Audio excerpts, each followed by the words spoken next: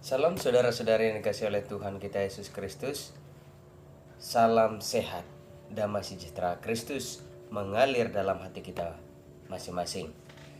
Senang sekali saya Hermanto kembali lagi bisa memberikan pemahaman kepada Anda melalui sharing ini. Kiranya kita boleh diberkati oleh Tuhan.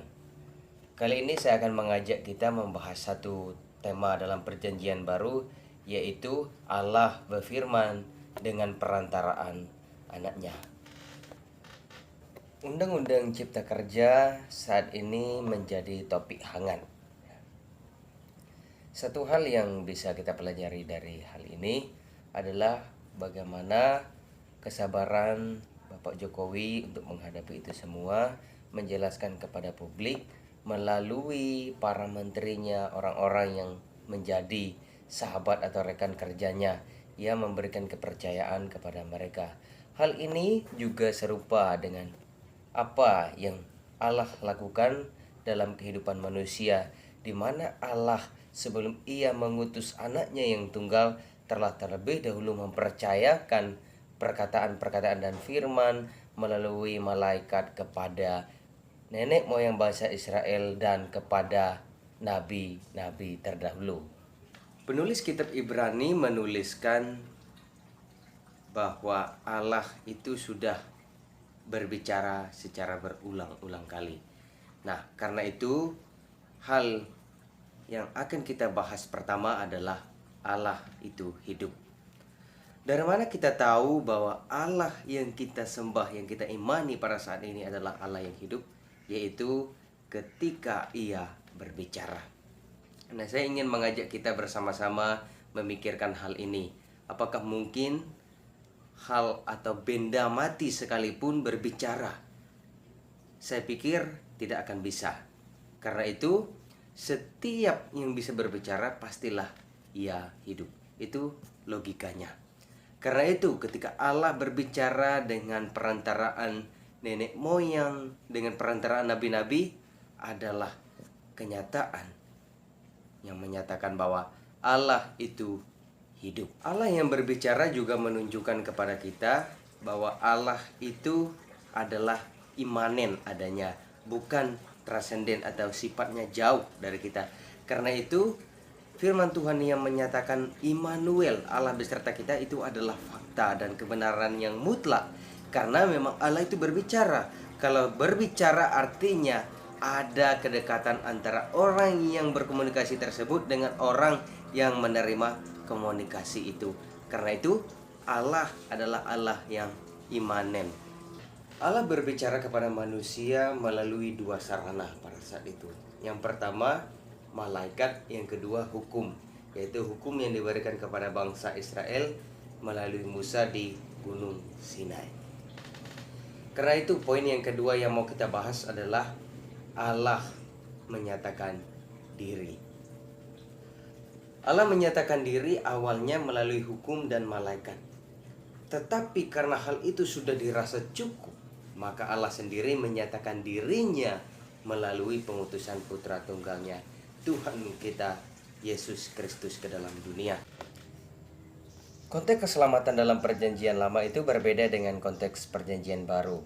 Karena perjanjian lama membicarakan tentang keselamatan jasmani, yaitu dari perang, penyakit, dan lain sebagainya. Tetapi di dalam perjanjian baru, ketika Allah menyatakan diri melalui anaknya Yesus Kristus, maka keselamatan itu bersifat rohani. Karena itu setiap orang yang tidak percaya Yesus datang sebagai anak manusia, Yesus datang sebagai Tuhan, tidak akan diselamatkan.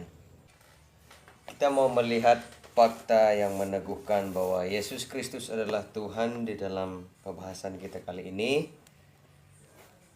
Seorang pernah mengatakan bahwa Yesus Kristus itu diangkat dari manusia menjadi Tuhan pada Konsili Nisea tahun 325 Masehi. Kita mau bandingkan antara pernyataan ini dan fakta dari kitab Ibrani. Ibrani menyatakan bahwa Yesus itu adalah Tuhan dengan membuktikan bahwa ia adalah pencipta dan Yesus juga berhak atas segala ciptaannya. Karena itu, jauh sebelum Konsili Nisea diadakan, kitab Ibrani sudah meneguhkan bahwa Yesus itu adalah Tuhan. Jadi kebenaran yang valid adalah Yesus Kristus itu bukan dituhankan, tetapi adalah Tuhan. Suatu ketika ada seorang bos besar datang untuk mengunjungi para pekerja-pekerja dan buruh-buruhnya. Ia datang dengan menyamar dan memberikan dirinya sama posisinya dengan posisi para buruh atau pekerja-pekerjanya. Ketika ia datang kepada mereka, ada ditemukan beberapa orang yang dengan tekun bekerja. Ada beberapa orang yang tidak tekun bekerja karena tidak dilihat oleh bos. Nah, karena itu saya percaya ketika orang yang malas-malasan, ia akan mendapat balasan yang setimpal. Sedangkan orang yang tetap bekerja sekalipun bosnya tidak ada, ia akan menerima upah dari bos tersebut.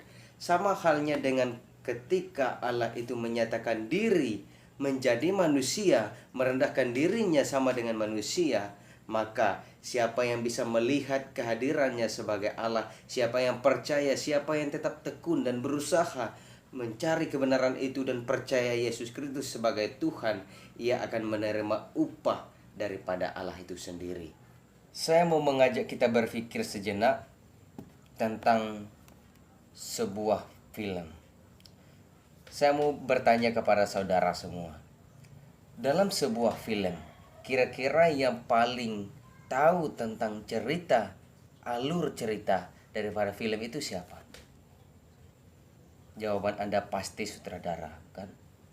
Karena itu, sama seperti perfilman yang menguasainya adalah sutradara atau pembuat film, demikian juga keadaan manusia, alam, bahkan dunia ini. Yang paling tahu itu adalah Allah, yang paling mengetahui tentang hal itu. Karena itu, kita harus mempercayakan kepada pemberitaan Allah itu sendiri. Kesaksian benar dan otentik ketika orang yang menyaksikan itu melihat peristiwanya langsung. Ini kita bisa lihat dalam peristiwa Yesus Kristus. Yesus adalah datangnya dari atas, Yesus adalah Tuhan. Karena itu ketika ia menceritakan surga, ketika itu menceritakan Allah, maka kesaksian Yesus bisa dipercaya dan sangat fakta otentik adanya. Karena itu saya mau mengajak kita semua untuk bersama-sama mempercayai Kristus dan meneguhkan Kristus dalam hati kita menjadi Tuhan dalam hidup kita.